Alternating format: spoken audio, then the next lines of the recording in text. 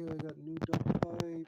I got every single seam in this basement, along with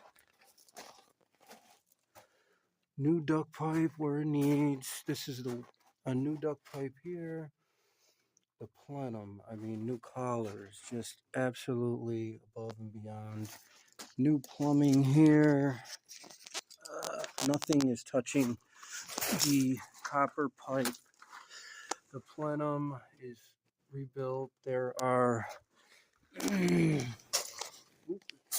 hangers absolutely everywhere needed, along with the straps, the new duct pipe. I'm gonna go ahead and spray everything. Everything's connected. It's great.